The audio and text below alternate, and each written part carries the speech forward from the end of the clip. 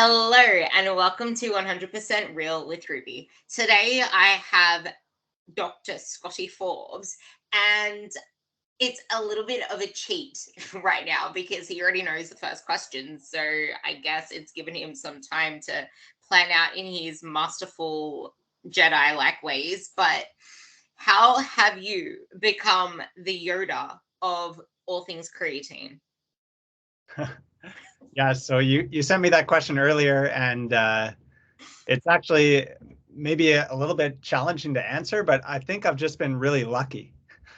So I started studying creatine when I was a master's student, and my master's supervisor was Dr. Phil Chillibeck, who's been running creatine studies since the 1990s.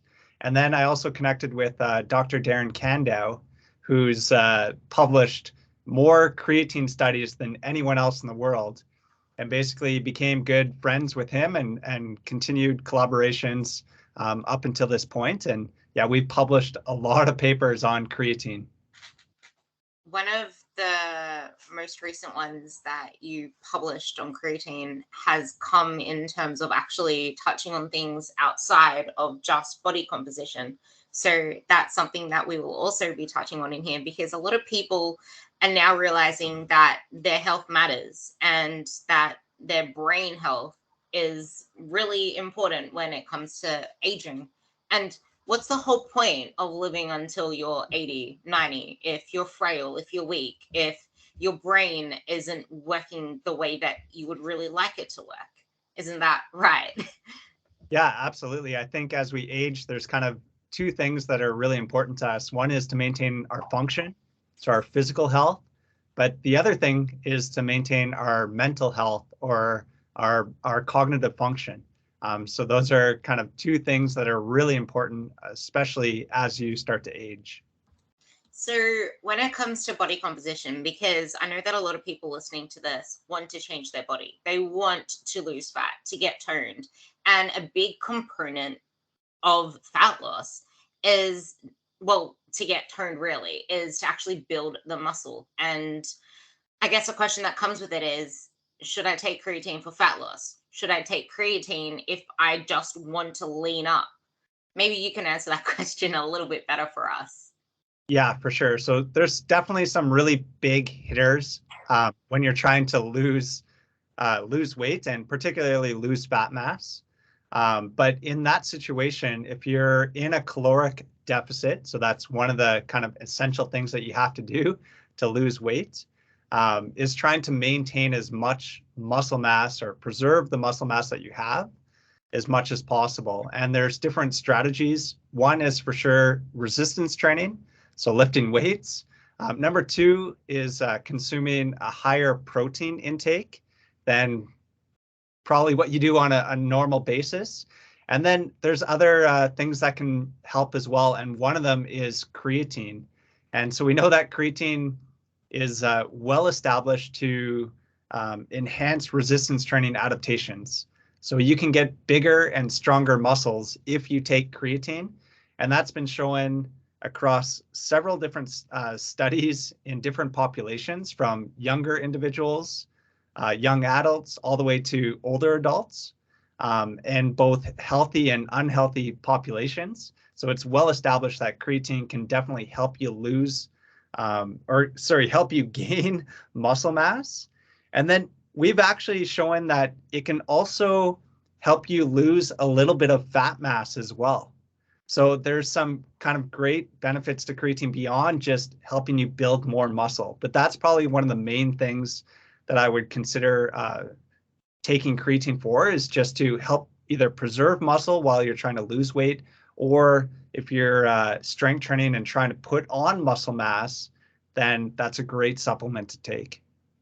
So, in your research, you obviously have covered how it helps with the fat loss process. But within that, you've been able to put together not only supplemental interventions, but nutritional and exercise interventions that lead to, I guess, a more toned, if that's the word that people want to use, physique. And you can actually gain strength without the presence of muscle gain, but also a bigger muscle leads to more strength potential, which allows us to get stronger, which then allows us to build more muscle. And in order to get that body composition, obviously, that we want, we need a lot more muscle mass. Obviously, a calorie deficit helps with the fat loss process. So, where exactly does creatine fit into that equation? Well, I think it could fit into that equation in multiple aspects. So if you're trying to gain more muscle or strength, it could be of benefit. And then it could also help you if you're in a caloric deficit and trying to lose weight. Creatine could be a benefit to help preserve the muscle that you have. So I think it could be a benefit in kind of both those situations, whether you're trying to gain weight and gain muscle or you're trying to lose weight. I think creatine could be a great supplement. And we've actually done what's known as a systematic review and meta-analysis. So we combined all the studies that have been published in the literature, looking at creatine combined with exercise on fat mass loss. And what we found was a small effect, but it was heading in the direction that we wanted it to, is that those that took creatine lost about a half a kilogram more fat mass compared to those that took a placebo and just performed exercise. So it's heading in that positive direction. It's not a big effect. It's not going to have a huge effect on fat mass loss compared to just caloric restriction and proper exercise. But at least it's a supplement that can help with that, and perhaps over the long term could be of benefit. So now that we've gained a lot of curiosity around exactly what this white powder is, maybe you could explain what it is, how we can get it in the diet, even though it's not near enough, and where it might actually be a lot more beneficial for certain populations. I mean, we all obviously want to improve our strength, we want to improve our body composition. So, what exactly is this magical creatine? Yeah, so creatine's actually just made up of 3 amino acids. So amino acids are the building blocks of protein. So anytime you consume protein, you're consuming amino acids. And you can get creatine from a variety of different sources. So one, your body actually creates its own creatine, but it can only do so at a limited rate. So you can only produce so much creatine within your body per day. So you need to get creatine in your diet. So you can get it from food sources, primarily from seafood. So things like salmon or herring are great sources of creatine, or red meat. So those are kind of the different options that you can get within the diet. And then you could also supplement with creatine as well. So you can go to your supplement store and buy that magical white powder. And what we know is that even in individuals that consume fish and consume red meat, for example, they can still benefit from creatine supplementation. So it's very hard to get enough creatine in your diet to completely saturate your muscles with creatine. So what we know is that if you supplement with creatine, you get about a 20% increase in the amount of creatine within your muscles. So, with people that actually, I'll let you answer that question. Who are people that could benefit a lot more from creatine supplementation? Because I know in one of your research papers you said it can actually be considered an essential nutrient for certain circumstances. Yeah, for sure. So I think vegans or vegetarians that aren't consuming those food sources that contain a high amount of creatine could really benefit from creatine supplementation. And that's been shown in the literature as well. So there's some great research from Dr. Darren Burke and Dr. Darren Kandow that looked at vegetarians versus omnivores in response to creatine supplementation. And they showed that vegetarians respond a lot better to creatine supplementation than those that consume creatine in their diet, so omnivores. And so there's definitely certain populations that could benefit from creatine supplementation more than others. What would you say about those that are reaching their 40s, their 50s, and beyond? Yeah, so that's another population that can definitely benefit from creatine. So traditionally, creatine has been thought to just be like a bodybuilding supplement for younger individuals. And what we know is that creatine can be of great benefit as you age, particularly to help maintain muscle mass, strength, and functionality. But we also know that creatine can also impact bone health as well. So you mentioned brain health earlier, but bone health is really important.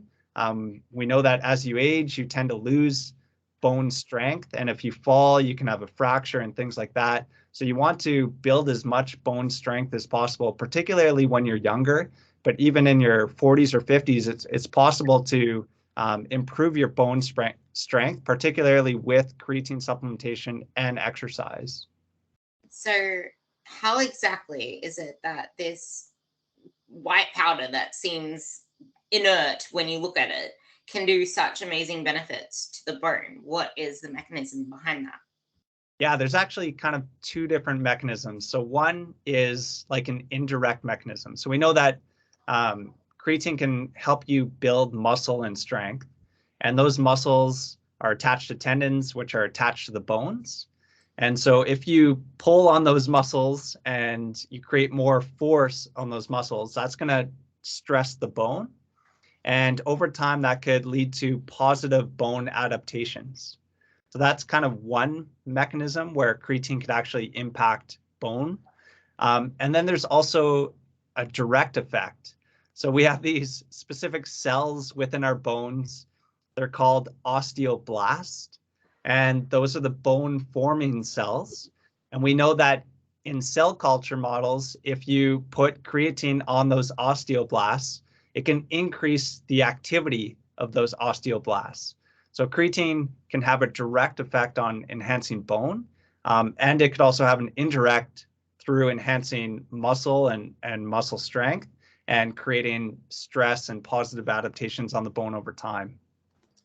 This I want to use as an opportunity to really highlight why muscle is more than just like something that you want to put on to look good.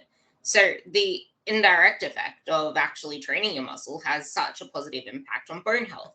And we know like creatine, especially for women, becomes even more important because as you reach perimenopause, your estrogen levels go down. Estrogen is bone protective. If you do not have sufficient, I would even argue if you're on the pill, it would be really beneficial because oral contraception suppresses your natural production of estrogen. And the estrogen you get within a synthetic pill is literally just that, it's the synthetic form. So creatine can really help with maintaining the bone structure. Obviously, resistant training does that for you, but why not enhance the effects? And I guess within that, there's touching on aging health because we need to start, I guess, focusing on creating not only longevity but vitality through our later years. How exactly does it then impact our cognition? Yeah, so kind of same way that it kind of impacts the muscle. So within the muscle or within the brain, it once you get creatine into the cell, it gets converted into phosphocreatine, or about 2/3 of the creatine gets converted into phosphocreatine. And phosphocreatine can be broken down into ATP, which is the energy currency within the cells, very rapidly. So if you provide your brain with more energy, or you provide your muscles with more energy, that could be of benefit. But creatine does a lot of other things as well. It acts as an antioxidant. It has anti-inflammatory effects. And all those kind of things can lead to positive adaptations, both at the muscle level and at the brain level.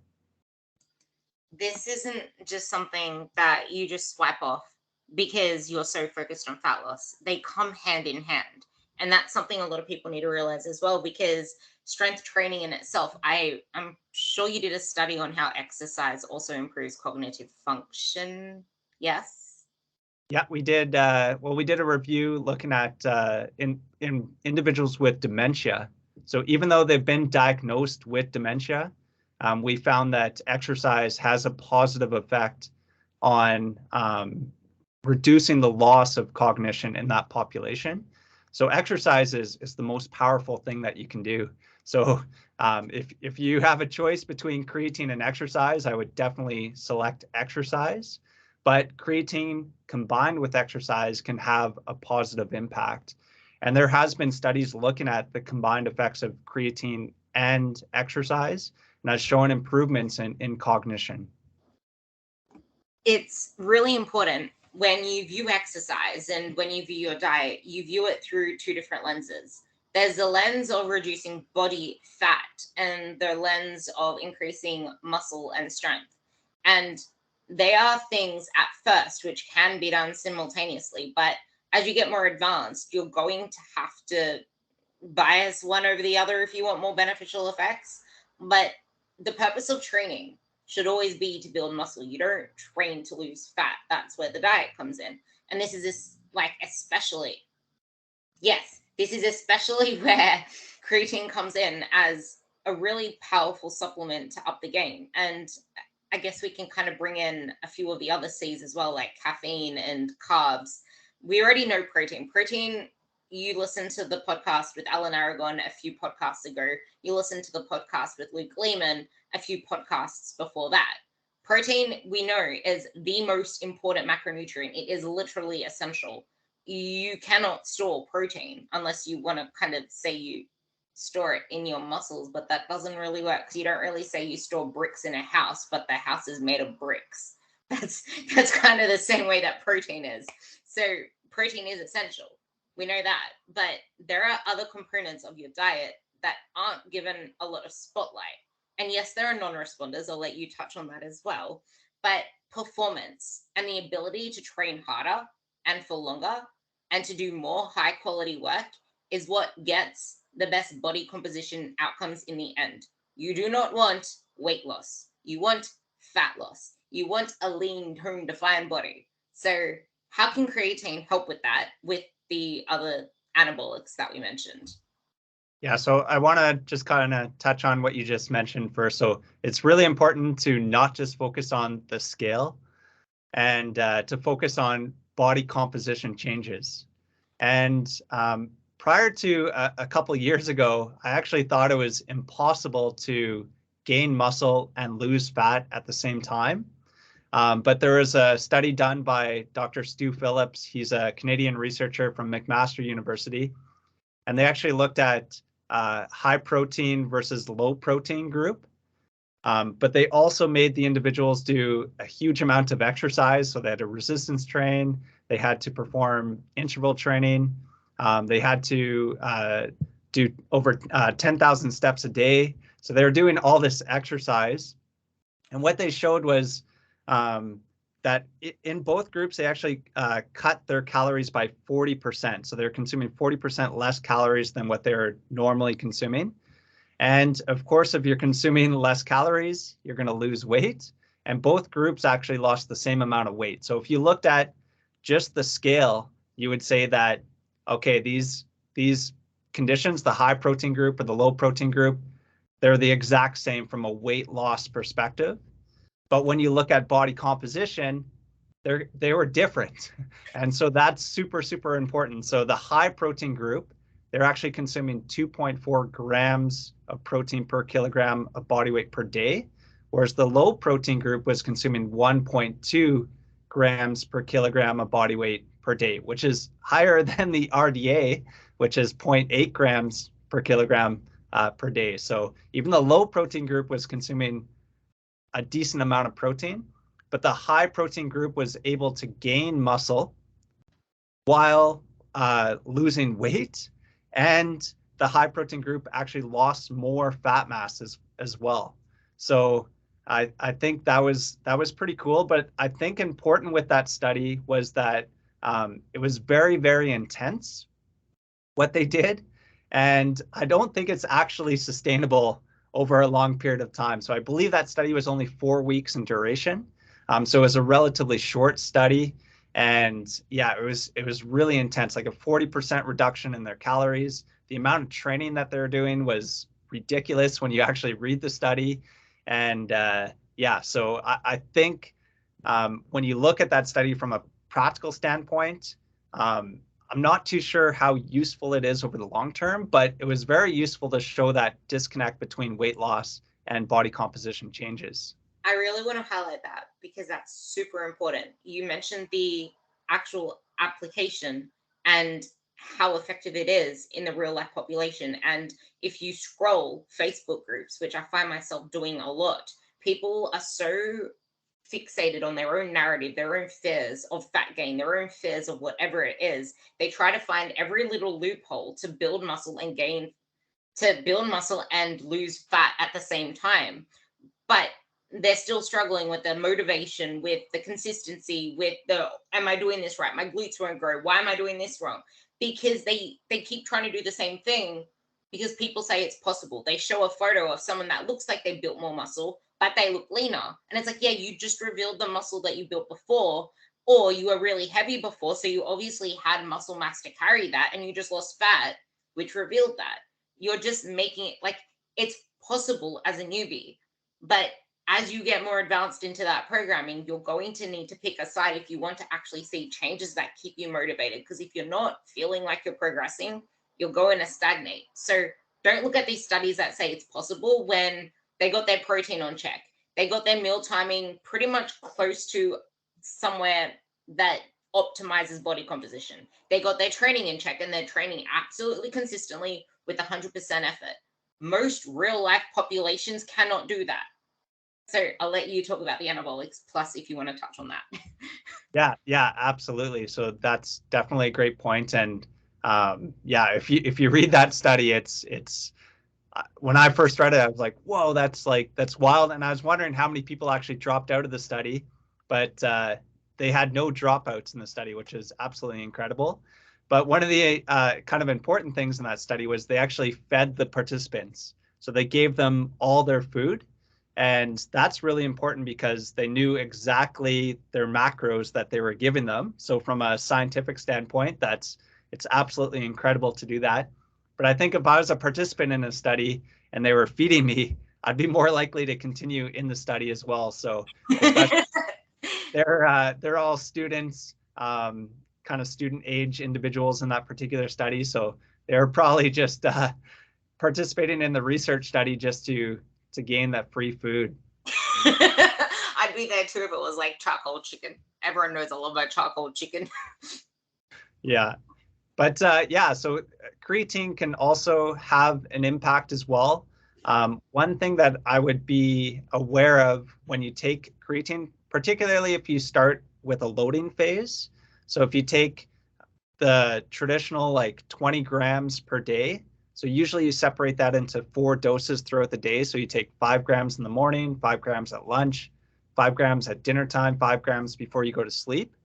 You do that for 5 to 7 days, you can saturate your muscles with creatine. But in that process, you're going to have some water retention. So it does bring water into the muscle cell. And that's going to increase your weight by about 1 to 2%. The important part, though, is that water retention is actually going to signal the muscle to grow. So over time, you're going to build lean tissue, you're going to build muscle mass because of that mechanism. So that's one of the ways that creatine actually works within the muscle.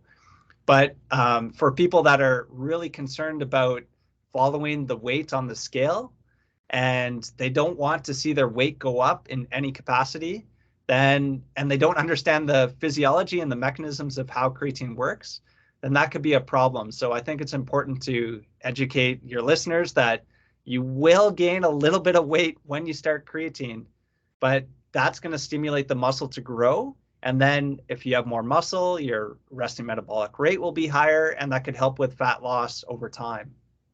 I remember reading something where it said that to a certain point, it would like with and without creatine, with creatine, your weight will increase to a certain part as the muscle cell saturates until the muscle growth catches up with it.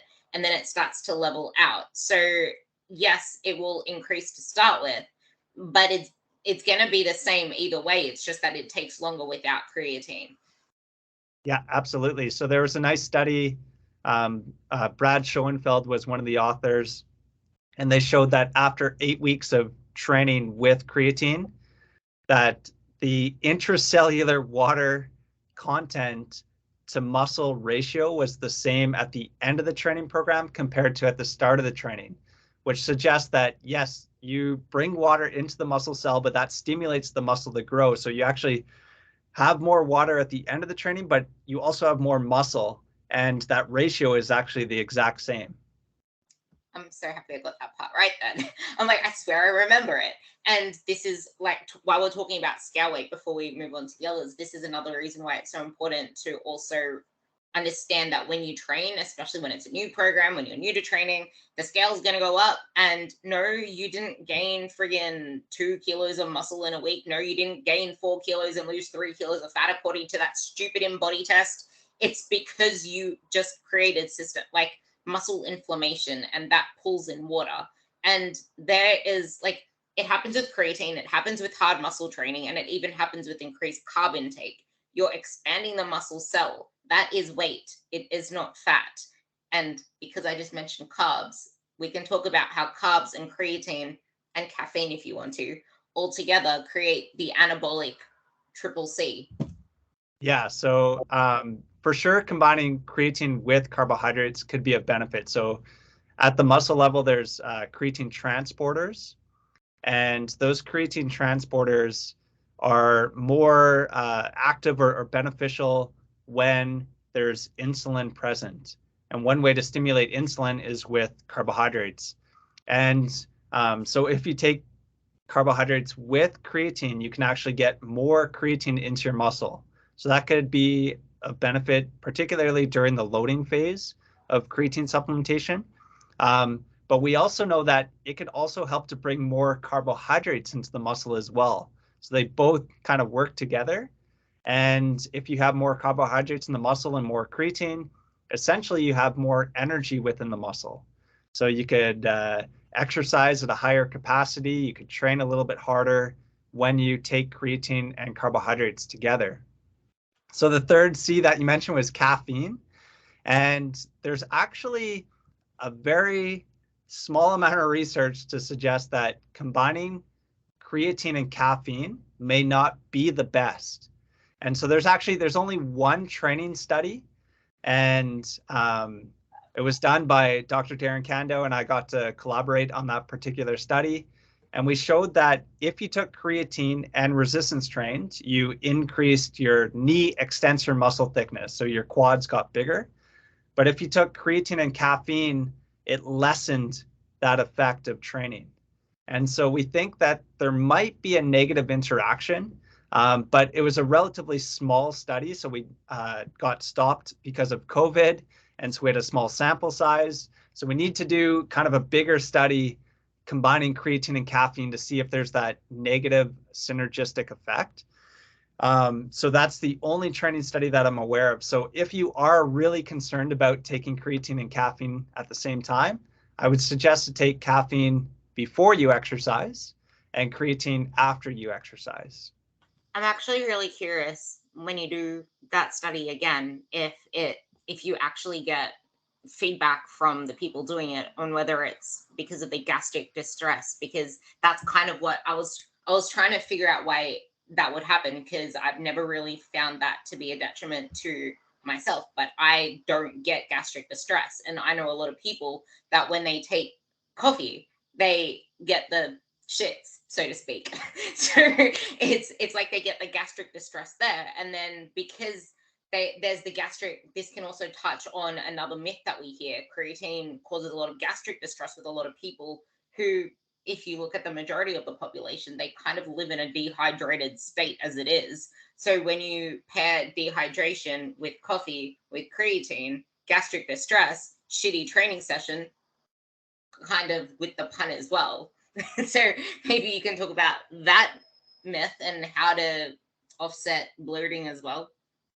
Yeah, for sure. And there's also some, at least in theory, some mechanisms within the muscle where they may negatively interact as well. So they have opposing effects on calcium handling within the muscle. So yeah, so there's also kind of some molecular mechanisms where creatine and caffeine might oppose each other. But as you mentioned, the other kind of reason or rationale that's been proposed is that, yeah, if you take creatine and caffeine at the same time, you might just have GI distress, and that might limit creatine absorption and kind of limit some of the positive effects that you'd get from creatine. So again, if you're concerned about that, or if you have that GI distress, then I would just suggest to take caffeine before you exercise and creatine after.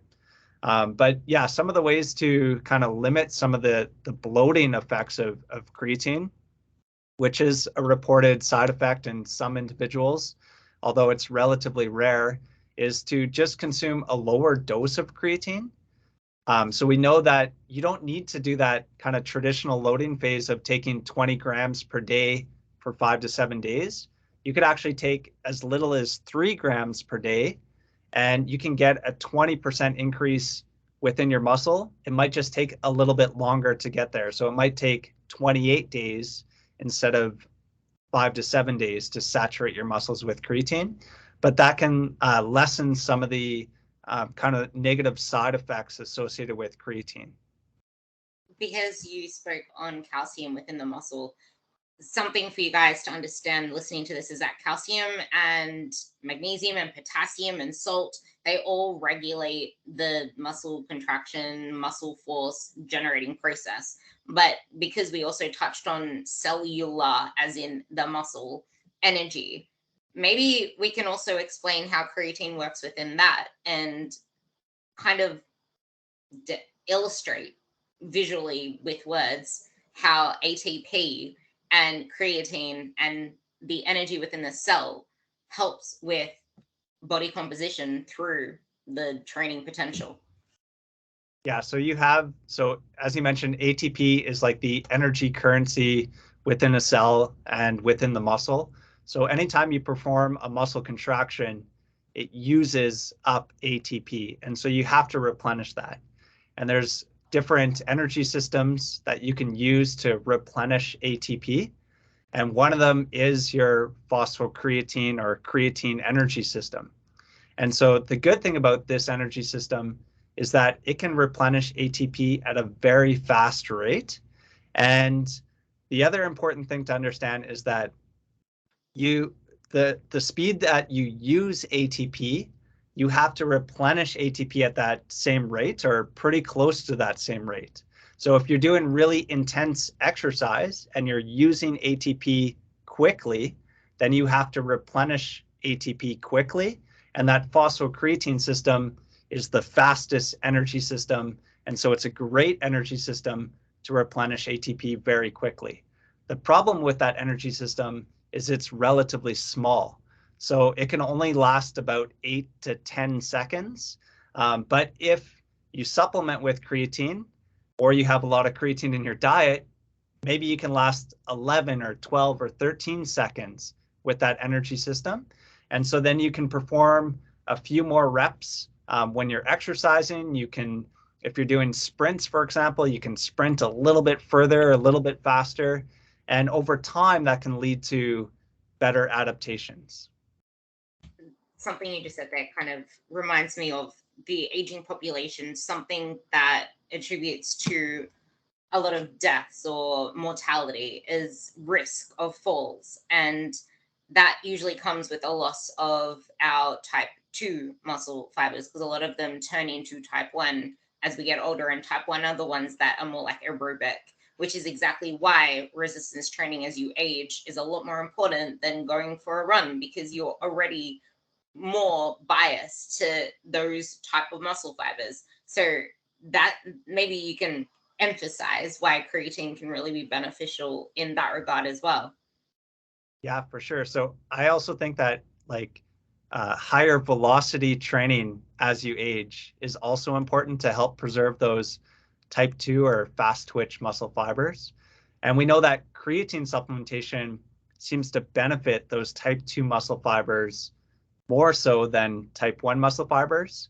And so that's also an important aspect as well. So As you age, it's really, really important that you exercise and particularly perform resistance training. But if you also take creatine, that can help those muscle fibers perform optimally, and maybe you'll be less likely to fall. Yeah, you'll just be stronger, faster, and more functional as you age. That's probably something that people need to start thinking of sooner rather than later, because as we know, people just want to chase fat loss over and over again, and the way they go about chasing fat loss isn't conducive to muscle gain and strength gain and preventing all of these, I guess, trends towards sarcopenic obesity, which is something that we touched on with Alan Aragon as well.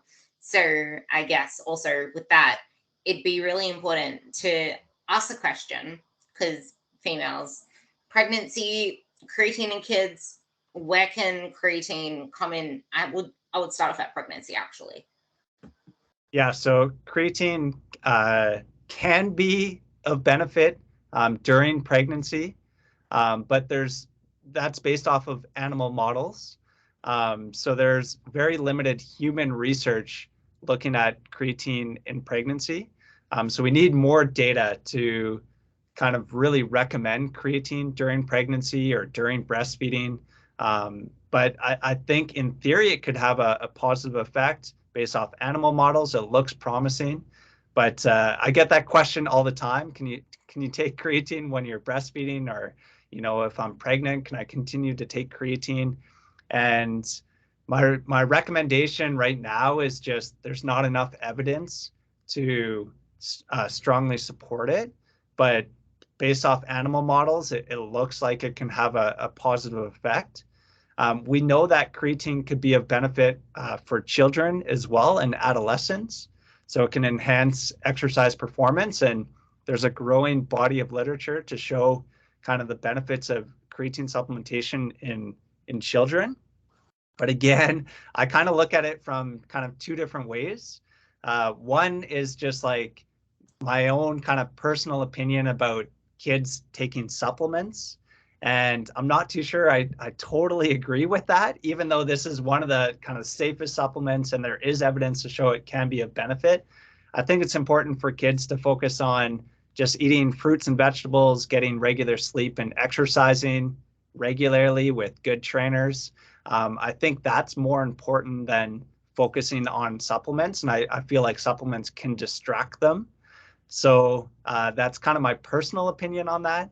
But from a scientific standpoint, creatine is safe and it is effective in that population. So now I want to talk about a few more myths.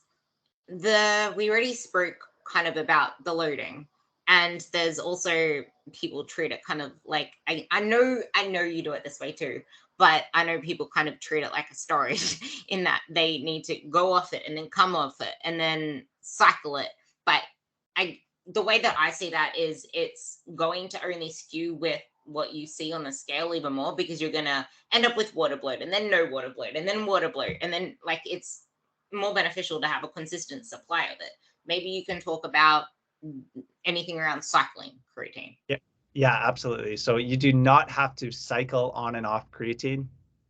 And some people will say that it slows down your endogenous production of creatine, but that's not true. So there's no actual evidence of that in humans, that it actually slows down your endogenous production. So that's not something to worry about.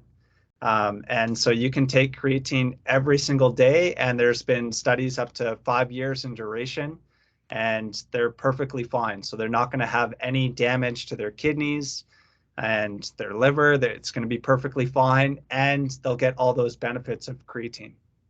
Speaking about liver and kidneys and such, a lot of people freak the hell out. I know they freak out when they get their ALT, and AST back after doing a hard training session, and then they try to keep it to themselves, try to figure it out themselves, and then they finally let you know, and it's like, that's fine, you trained before, like, you're not going to die. But then there's people that come, oh my God, my doctor is so concerned my creatinine is high. What do I do? Yeah, so creatine is non-enzymatically degraded into creatinine. And creatinine has been used as a marker of kidney dysfunction. So if your creatinine levels are high, then that means that your kidneys are not functioning properly. But that's in a normal situation. And if you're taking creatine, your creatinine levels may be elevated, but that does not indicate that your kidneys are damaged in any way. So the way I kind of explain it is, like, if you use resting heart rate, we know that if you're really trained, particularly if you do a lot of aerobic exercise or cardio, then your resting heart rate is going to be lower. So if you go into a doctor's office or to an exercise science lab and they measure your resting heart rate and your heart rate is elevated, they might say, whoa, why is your resting heart rate so high? But if they didn't take into account that you just did exercise, then they would come to the wrong conclusion. They would say, well, your resting heart rate is high. You must, have a bad heart. You need to go see your doctor or look after that. But if you just did exercise, then that explains why your heart rate is so high, and that's not really a bad thing to actually happen. That's a good response that your exercise stimulated your heart rate. Same thing with creatine. So if you're taking creatine, your creatinine levels will be high. That's completely normal. And that should be taken into account when they actually look at your creatinine levels. I absolutely love analogies. So that one there is perfect. And one more thing before we talk about the non-exercise benefits a little bit more, just so people realize that this isn't just for people that want to up their game. Anyone can benefit from creatine. Endurance athletes and other athletes. We've already emphasized the muscle retention part, but maybe you can emphasize why it's even more important in these type of people. Yeah, for sure. So there's been a couple of recent reviews suggesting that creatine has either no effect or perhaps a detrimental effect on endurance performance or VO2 max. So VO2 max is the amount of oxygen that your body can take in, transport, and utilize. And that's kind of been like this gold standard laboratory test that people can do for endurance athletes. But I think when you actually look at the literature, I see a different picture. So I see that when you perform endurance exercise, that creatine can help reduce some of the muscle damage. So you get less muscle damage if you take creatine. And we also know that creatine can help bring in more carbohydrates into your muscle. So you could have more muscle glycogen. And we know that eating a big pasta meal before you run a marathon is of benefit. So taking creatine and carbohydrates could bring more glycogen into the muscle, and that could be of benefit. And we also know that creatine could be of benefit when you're performing bursts of activity. So if you're in a race and somebody changes pace, or you come up to a big hill that you have to sprint up, that's where creatine could really have a benefit. So most of the studies right now have looked at creatine and endurance performance in a laboratory setting where they put them on a treadmill or a bike and they ask them to go at a certain pace. But in reality, if you look at most endurance events, there's a change in pace, there's finishing kicks, there's different terrain, and that's where I think creatine could be of great importance. So I think we need to do kind of more realistic research in the laboratory or out in the field to really show the benefits of creatine supplementation on endurance performance. My thinking around it was also, when you run, it's more of an eccentric type of movement. So it would really help with the recovery there. And then when it comes to like biking for people that do that, it would really help with the concentric. Yeah, absolutely. So yeah, there could be other benefits of creatine supplementation for endurance athletes. So I think we need to do more research in that area. And yeah, I think there's definitely some kind of promising areas where creatine could be a benefit that we haven't explored that well in the research realm. I'm really excited for this. Is something as well to take note of, in that research actually takes quite a while to not only play out, but then to get approved and then to get put out there. Oh yeah, absolutely. Yeah, it's a very slow process.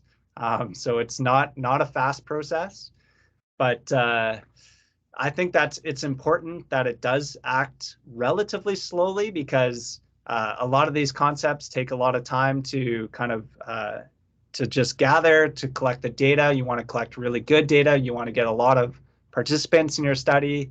And then when it goes through the peer review process, it's important for them to take their time to evaluate the work. So all those steps take a lot of time, but when things come out quickly, I believe that's when mistakes happen. So, which it does in research, but so the slower the process, I think the better. But of course, you got to be patient. Yeah, and I think I remember someone also saying that a lot of the journals pay people to just pump out random research sometimes, so that can convolute the good research that's out there. Yeah, absolutely. So there's what we call open access journals, and some of them have different impact factors. So some of them are like really easy journals to publish in, and some are very difficult to publish in. And so I think it's important to know the difference between those journals. But as kind of the general public, it could be very confusing because a journal could be really crappy but sound really good. And you could read the research and be like, "Whoa, look at this! Like research, this is phenomenal." But in the academic world, we'd look at that and be like, "Oh yeah, that's a crappy journal, and that paper has a lot of limitations to it." And we would take that information with a lot of caution. But for the general person, I can see how it becomes really confusing. Yeah, especially when they make headlines like that artificial erythritol one that came out, and all the other fruit fly and animal models as well. As it's like it's a little bit more plausible when it's in humans, but the actual study design, a lot of general people will not understand how implausible that is. Yeah, absolutely. And there's different design, like study designs, randomized controlled trials versus observational data, and yeah, cross-sectional study. There's a whole like you need to so to look at that is very challenging. So it's important to kind of connect with experts and to find out what does the totality of the research suggest, and not perhaps just one single paper, or particularly if it's on a small sample size and things like that. So you need to be very cautious when you're reading the research. That's why I was so excited to get you on as well, which brings me to another myth. And I don't really hear it that much around females, but I know it's circling around there in terms of hair loss. Yeah, so I'm not the best to really promote that creatine does not cause hair loss because I have very little hair on the top of my head. It's okay, I'll make up for you, and I've been taking it since like 2016. But oh, thank you. You'll have to promote that more than I do. But yeah, there was a single study, again, just one study. It was actually done in rugby players, and they showed an increased conversion of testosterone to dihydrotestosterone, or DHT. And DHT has been linked to male pattern baldness. So there's actually no study that's ever looked at creatine and hair loss. There's only that one single study that looked at a hormone that's been linked to hair loss. And it showed that the creatine group increased that particular hormone. But I don't know what the actual mechanism to explain that would be. So there's no actual plausible mechanism to explain it. And if you actually look at the increase in DHT, it was very, very small and within kind of normal ranges. And then also we know in research that there's a lot of variability just between samples and between measures.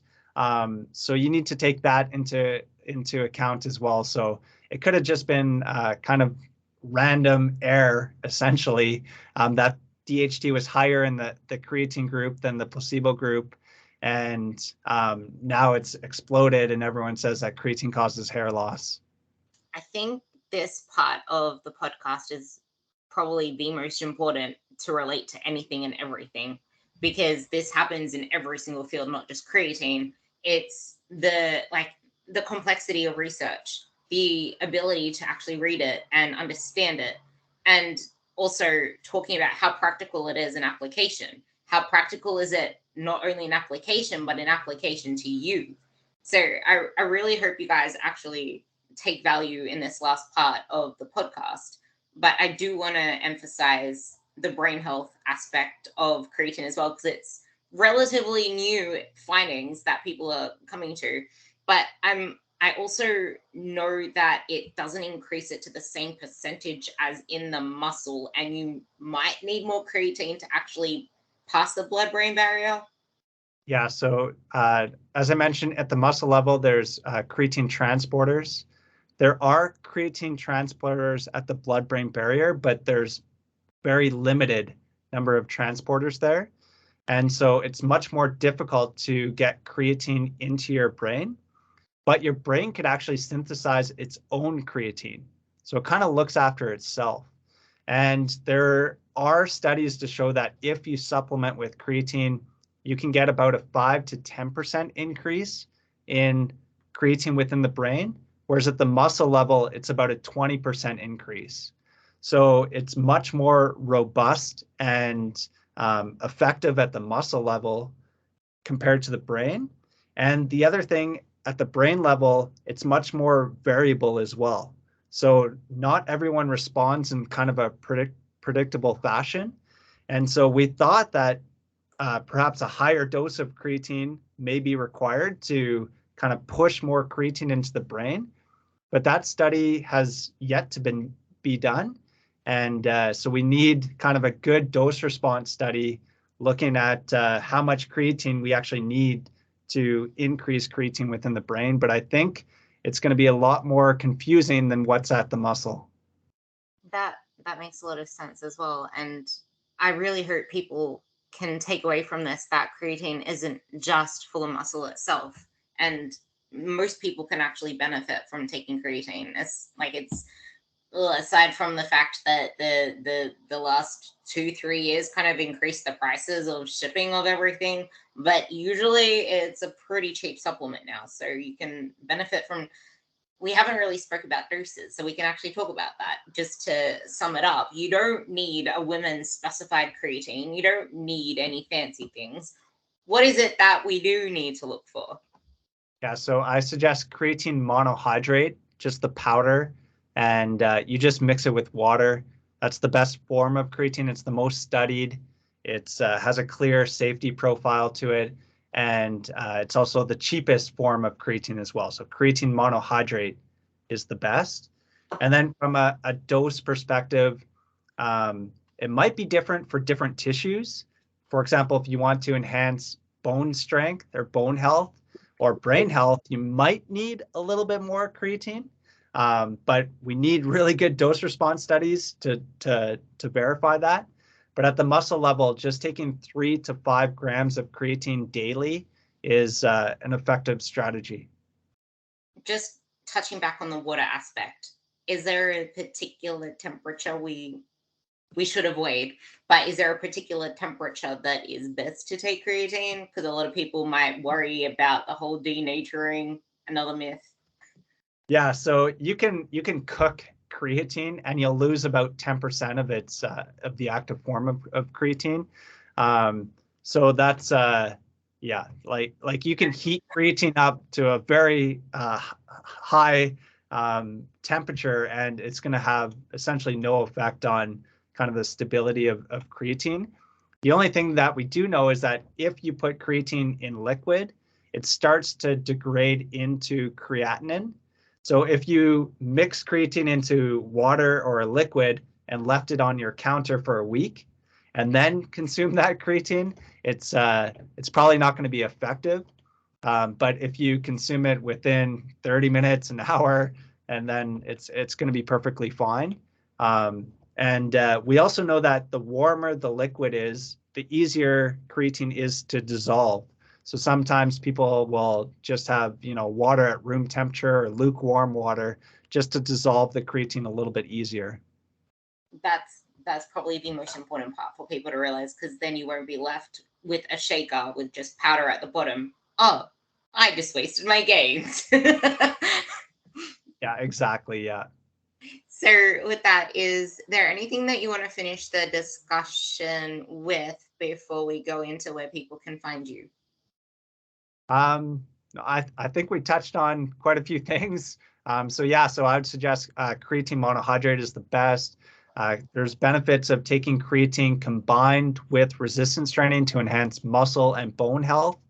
And then if you don't resistance train, there is some potential benefits of creatine on your brain, so that might be a consideration. Creatine can help you gain lean tissue or muscle mass, and it might actually help you lose a little bit of fat mass as well, which is pretty cool. And I think important for people to understand that it's going to kind of do both those things. And yeah, the other thing that we've answered relatively recently is when's the best time to take creatine. And we know that taking creatine close to your exercise session is of benefit, but whether you take it before, during, or after training, it actually makes no difference. My dog's crying. So yeah, that was actually something that I used to say before, in that you have to take it after for the best effect. But it is actually something that, with more and more research, we are realizing these things, and that's kind of good for people to realize, because it's not like if you missed your window, kind of like the whole anabolic debunking. You can take it whatever time you want. No need to worry about timing or anything. Yeah, absolutely. So with that, where can people find you the most active, and where can people find anything more about you? So probably the best is on Instagram. So Scott_Forbes_PhD. I know it's kind of complicated, but that's probably the best place to find me. You can actually type in Dr. Creatine on Instagram in the search bar, and you'll find him. Even though I do have to start nudging you to change the doctor to Yoda, just for bigger effect. But yeah, is there anywhere else where people can? I would actually suggest, if you want to hear him more, type in Scott Forbes into your podcast player, and you can hear him talking more on creatine. There's quite a few really good ones in there as well. I think that covers everything. Yeah, absolutely. Perfect. So with that, if you guys have any more questions whatsoever on creatine, on building muscle, on whether it's right for you or not, just message either one of us. And if this benefited you, share it to someone who's kind of skeptical about creatine, and kind of clear the air for them as well. Otherwise, let us know if you enjoyed this podcast, and you will hear me in a week. Thank you.